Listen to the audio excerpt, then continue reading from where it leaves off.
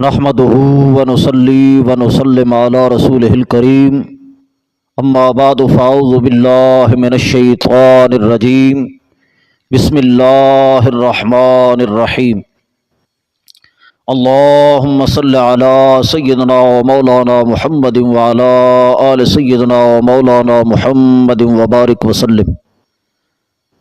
جیسا کہ احباب کے علم میں ہے کہ ہم انگریزی ڈاکٹر کا سلسلہ وار رد پیش کر رہے ہیں، 4 قسطیں پیش ہو چکی ہیں اور اس سلسلہ کی آج 5ویں قسط پیش کی جا رہی ہے۔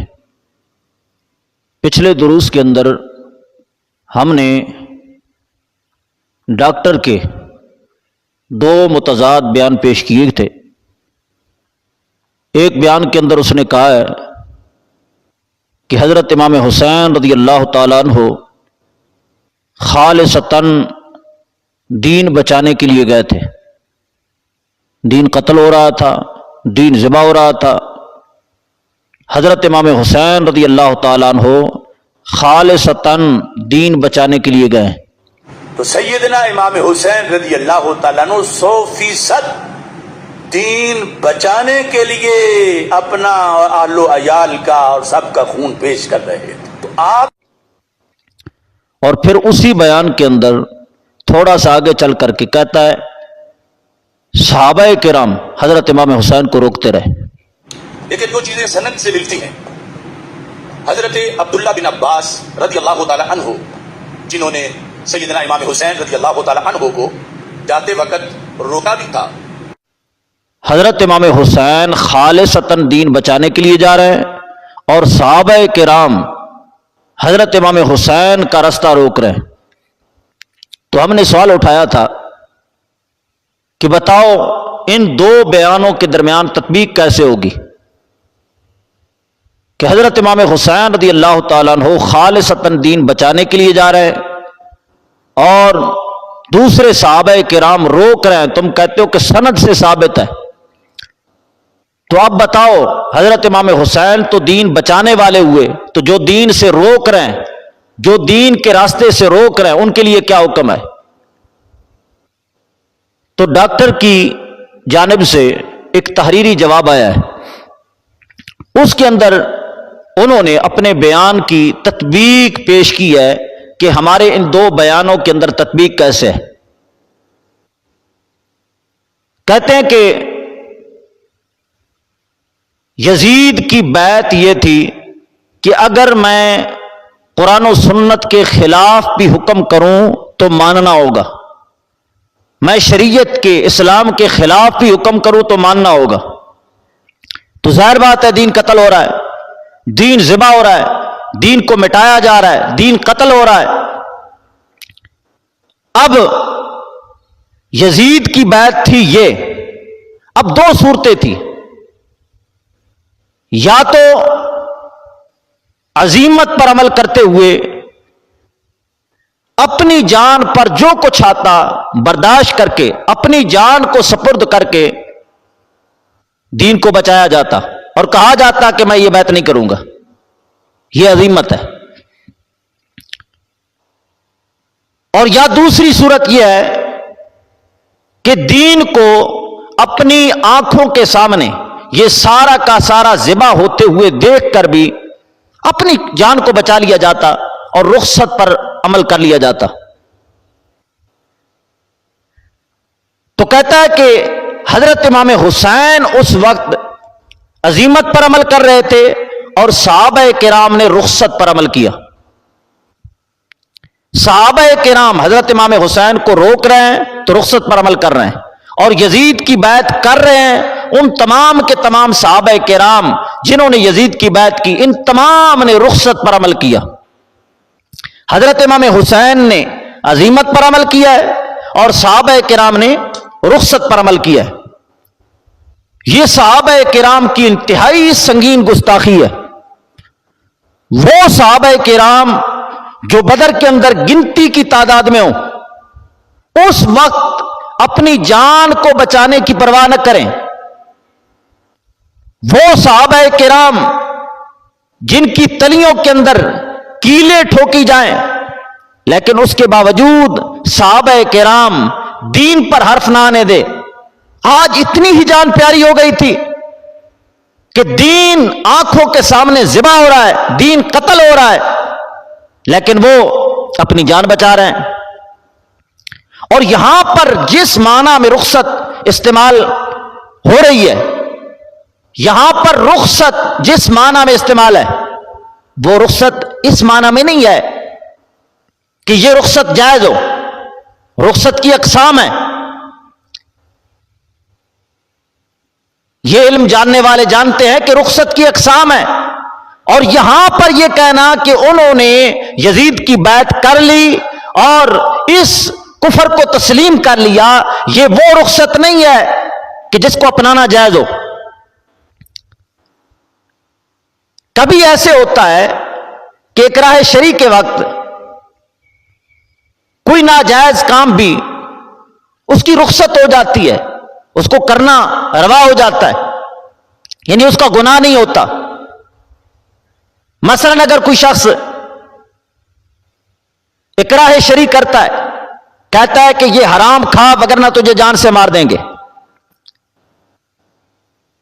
اب اس شخص کے لیے جائز ہے کہ یہ حرام کھا لے اور اپنی جان کو بچائے، لیکن اگر اکراہ شرعی ہے تو ویسے دھمکی کا اعتبار نہیں ہوتا۔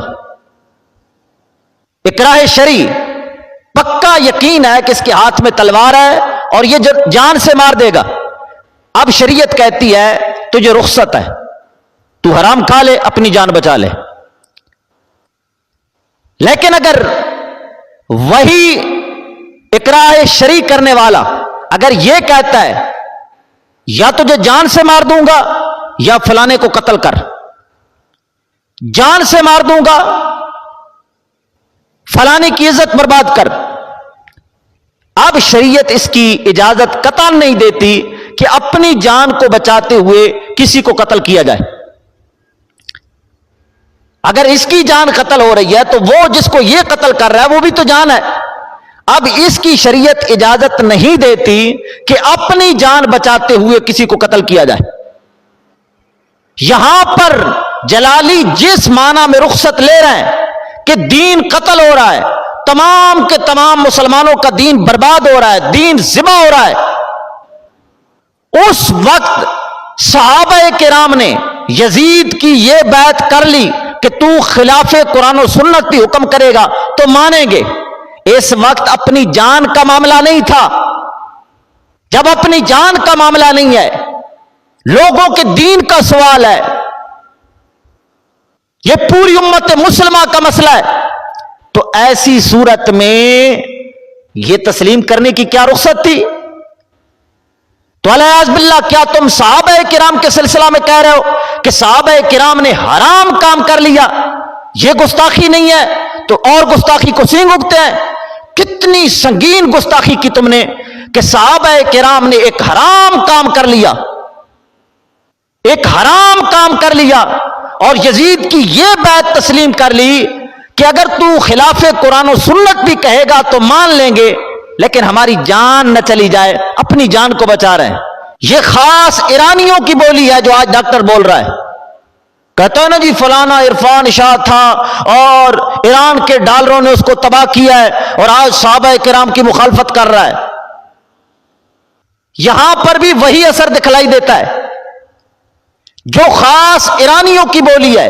یہ ایرانیوں کی بولی ہے، میں آپ کو دکھلاتا ہوں، یہ میرے ہاتھ میں ہے پیام زینب، میاں والی سے معنی چھپتا ہے، یہ 2013 کا رسالہ ہے، محرم کے مہینہ میں، حقہ کے بنا الہ الہ الا اللہ، اس عنوان سے انہوں نے محرم کے اندر ایک ماہنامہ شائع کیا۔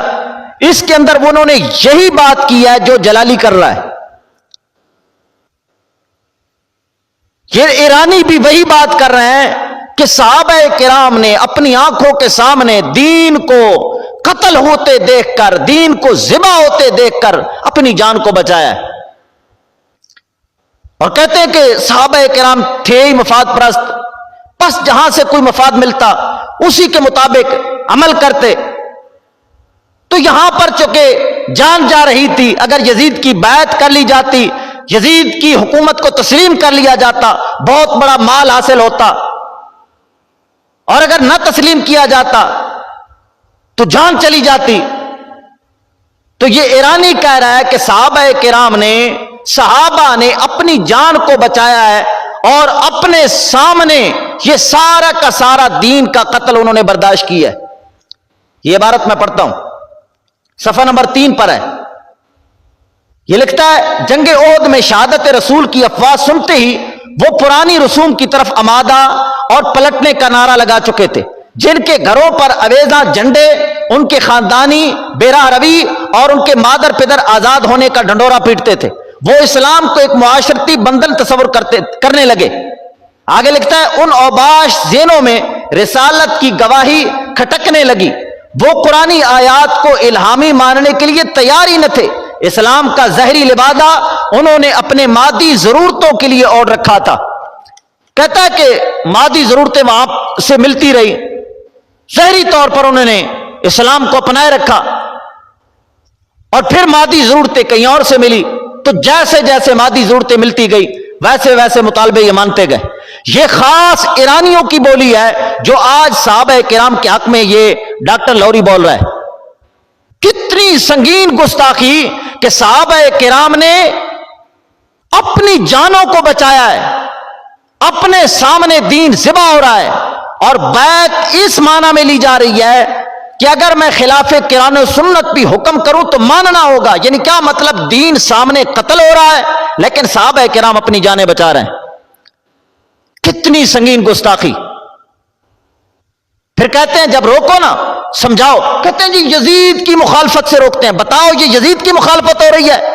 سارے کے سارے صحابہ کرام پر حرام کاری کا الزام دینا، اور پھر جب کوئی روکے تو کہتے ہیں یہ یزید کی مخالفت سے روکتا ہے. یہ یزید کی مخالفت ہے یا صحابہ کرام کی مخالفت ہے؟ صحابہ کرام کے سلسلہ میں یہ کہنا کہ انہوں نے یزید کی یہ بات کر لی کہ یزید کہہ رہا تھا میں خلاف قرآن و سنت اور کفر کا بھی کہوں گا تو ماننا ہوگا، اور صحابہ کرام نے مان لیا. یہ نتیجہ ہوتا ہے غلو کا. ہم نے پہلے ہی کہا تھا کہ یزید کے مسئلہ میں غلو کرو گے تو کبھی صحابہ کرام پر حملہ کرو گے، کبھی اہل بیت کرام پر حملہ کرو گے، کبھی دین کو قتل کرو گے. وہی انجام ہوا کہ نہیں؟ اگر چاہتے ہو دین اسلام محفوظ رہے، صحابہ کرام کی عزتیں محفوظ رہیں، اور اہل بیت کرام کا دامن محفوظ رہے، تو جس طرح حقائق ہیں اسی طرح بیان کیا جائے. یزید کی مخالفت اس طرح کرو، یزید کے جرائم اس طرح بیان کرو جس طرح ہیں. یہ نہ ہو کہ اپنے پاس سے جرائم گھڑ کر کے جب بیان کرو گے کبھی صحابہ پر حملہ ہوگا، کبھی اہل بیت کرام پر حملہ ہوگا. ڈاکٹر لاہوری سے میں کہوں گا بہت سنگین گستاخی کی ہے تو نے صحابہ کرام کے حق میں. سچے دل سے توبہ کر اور صحابہ کرام سے معافی مانگ، وگرنہ تیرا بھی انجام وہی ہوگا جو پچھلوں کا ہو چکا ہے. اللہ تعالیٰ ضد اناد سے ہٹ تربی سے محفوظ فرمائے اور حق کو قبول کرنے کی توفیق دے. وآخر دعوانا الحمدللہ.